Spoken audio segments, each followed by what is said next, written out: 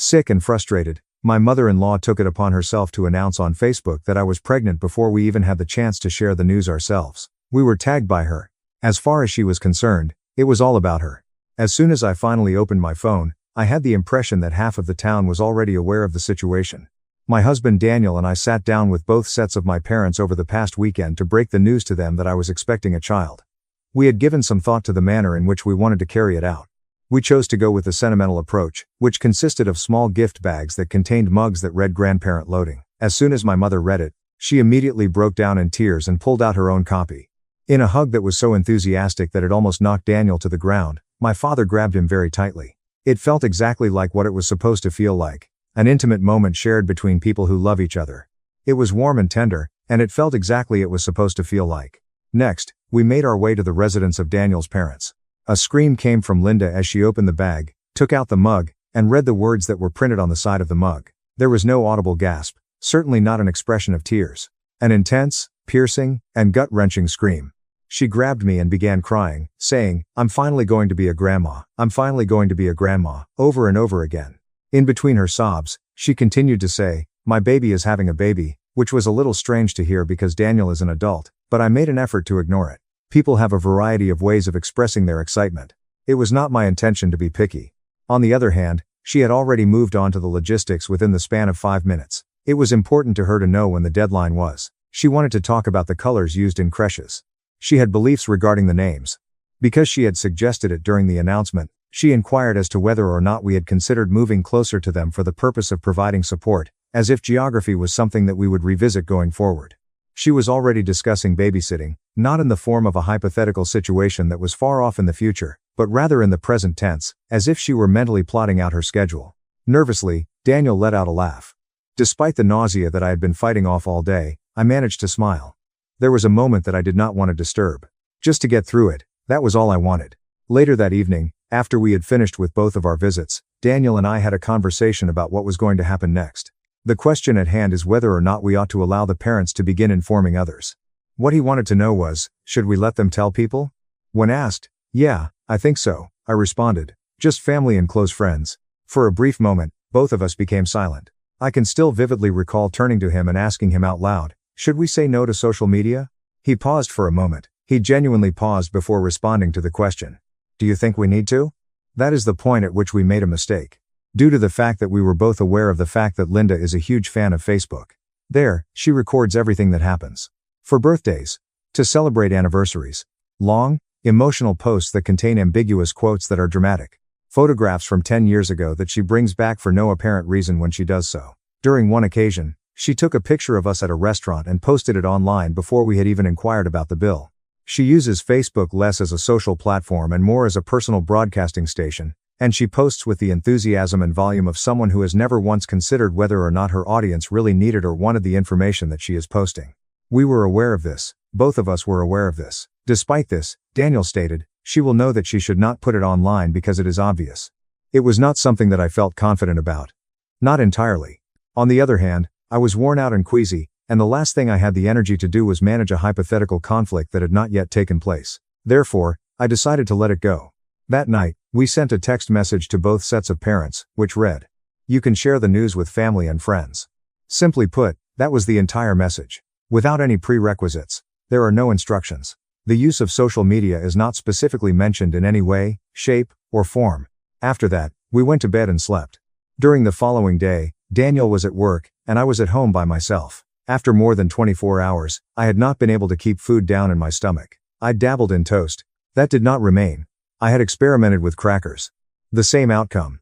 I had completely given up on eating by the middle of the morning, and I was moving back and forth between the couch and the floor of the bathroom, attempting to find a position that caused the least amount of discomfort. Although my phone was close by and occasionally buzzed, I chose to ignore it for the most part. It was my assumption that it was group chats or something else of equal insignificance. The buzzing continued. Eventually, I was able to pick it up. 37 notifications were sent to me. Every one of them originated from Facebook. It was not the pregnancy that caused my stomach to drop, it was something completely unrelated to the pregnancy. A post had been made by Linda. Emojis of hearts and exclamation points were used throughout the lengthy paragraph that was written. A statement that goes something like this: "I am so excited to announce that I'm going to be a grandma. My son Daniel and my beautiful daughter-in-law are expecting and I couldn't be more thrilled for my growing family. The two of us had been tagged by her. Annotated. Through our profiles in particular.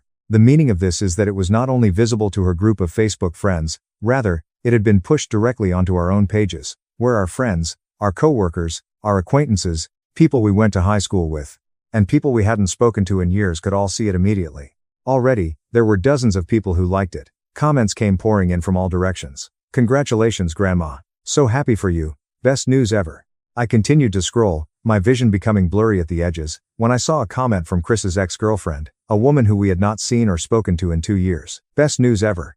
Oh my God, congrats. Didn't know. At that precise instant, it had completely landed. Family was not informed in this manner. The purpose of this call was not to inform a close friend about some exciting news. Now we were in the broadcast mode. It was a megaphone that was placed in the middle of the town square where it was standing. High school students expressed their enjoyment of it.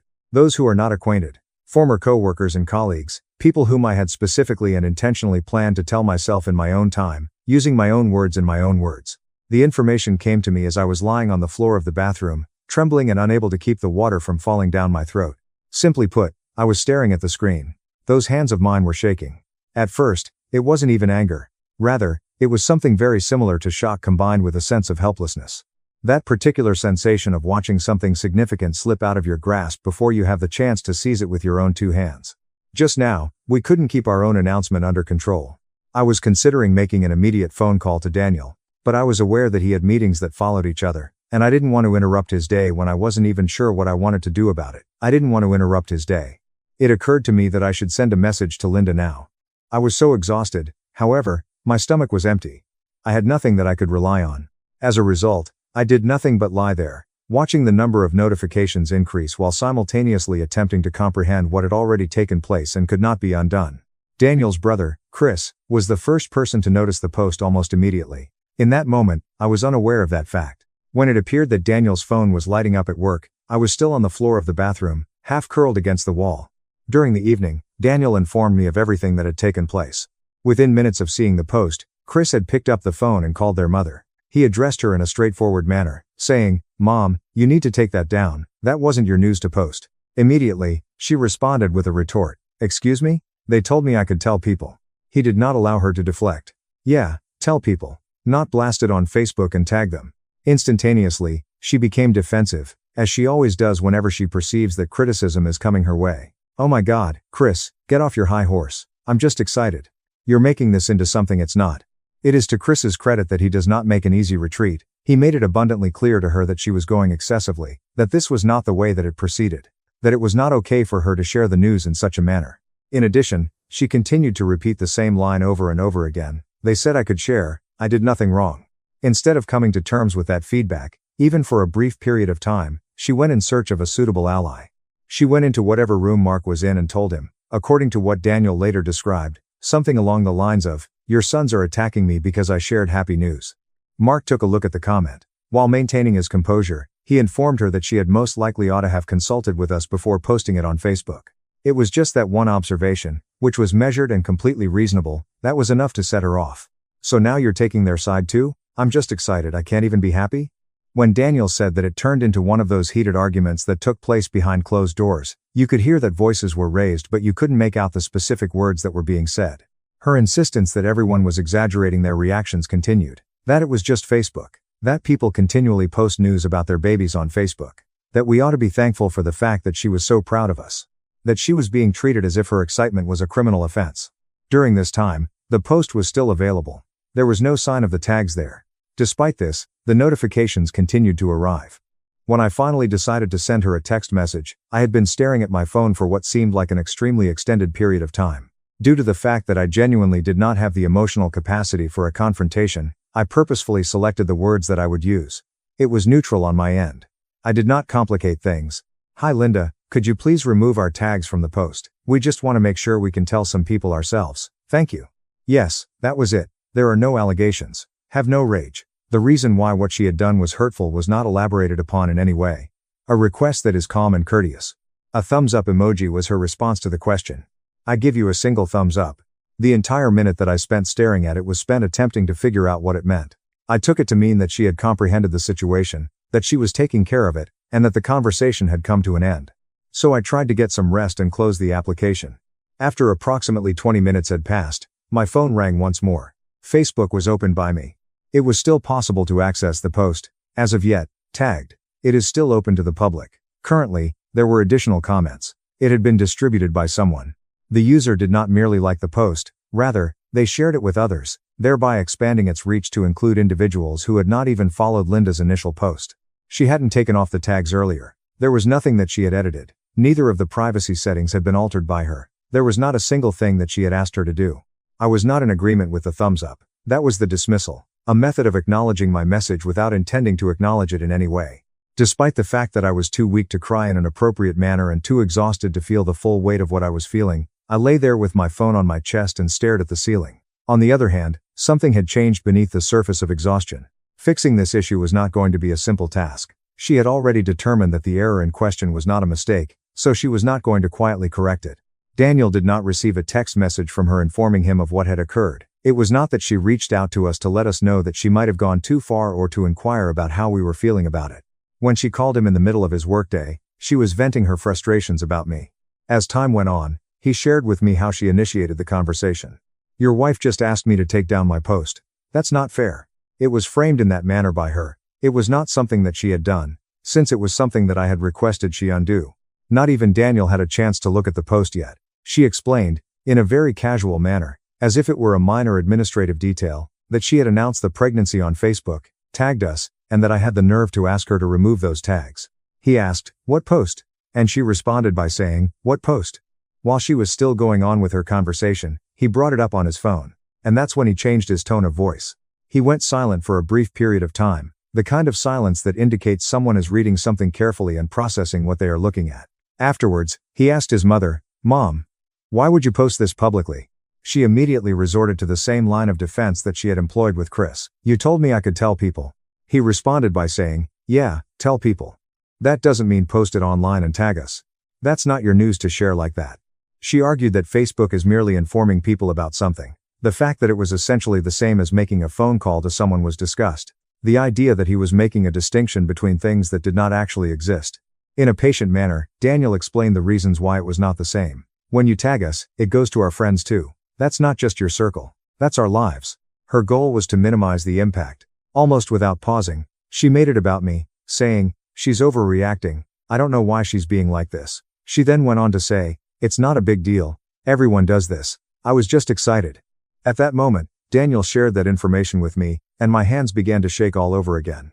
Being similar to what? Feeling ill? Been worn out? Do you wish to have some input into the manner in which our own pregnancy was revealed to the world? He explained to her that I was in a critical condition, that this was not the time for unnecessary drama, and that the most important thing at this moment was that the post be removed. She resisted the urge. He resisted with greater force.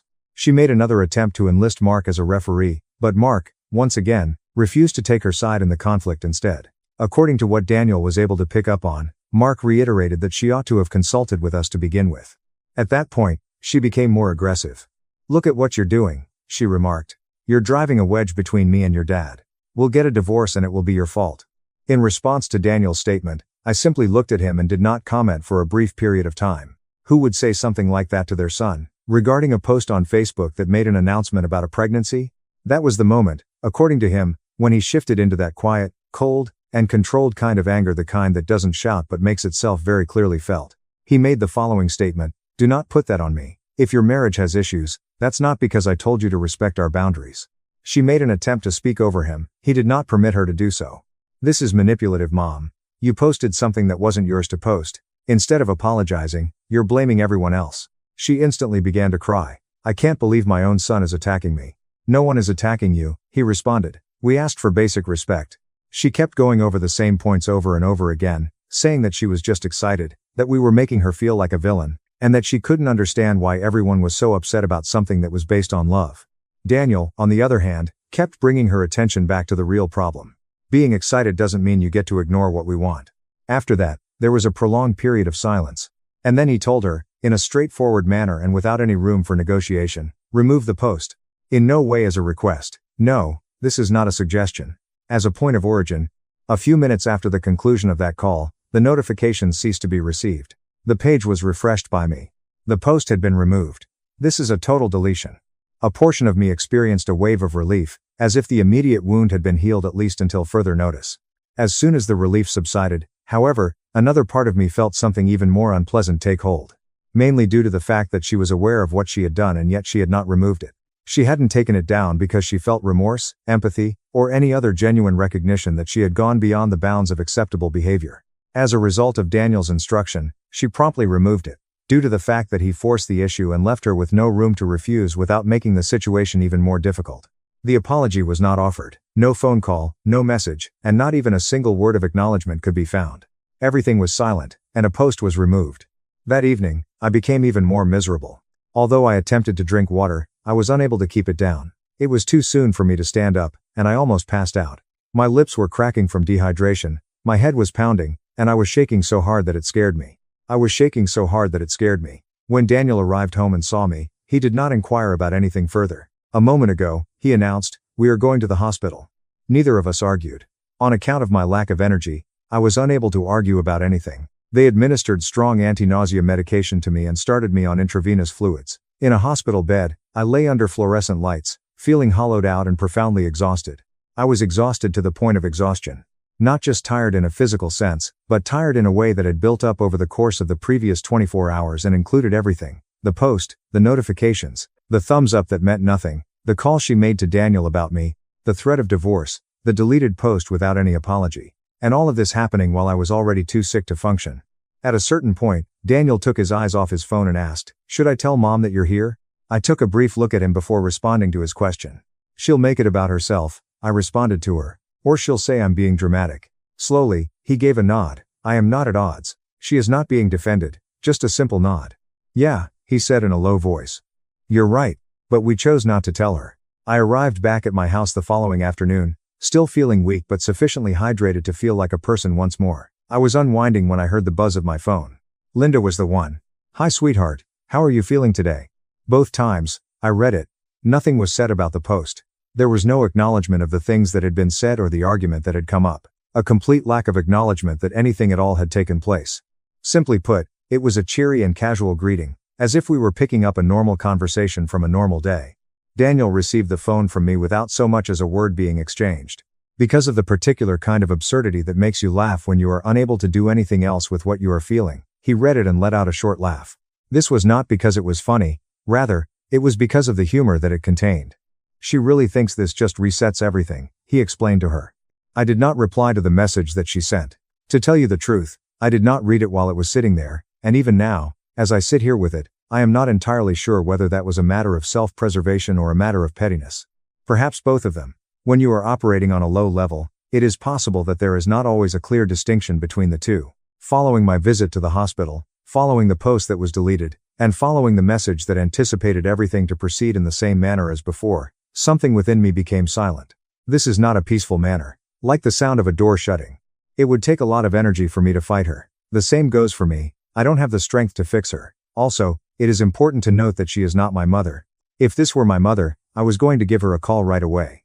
I'd say that this has caused me pain, and I'll explain why. I need you to refrain from doing it again. And because that is how our relationship works, we would work through it together. There is a process for repair that is actually in place, as well as directness and accountability. When it comes to Linda, the cycle is fundamentally different. This is an overstep. We respond to it. Instantaneously, she assumes the role of the victim and insists that she is being attacked by everyone for no apparent reason. Temperatures continue to rise.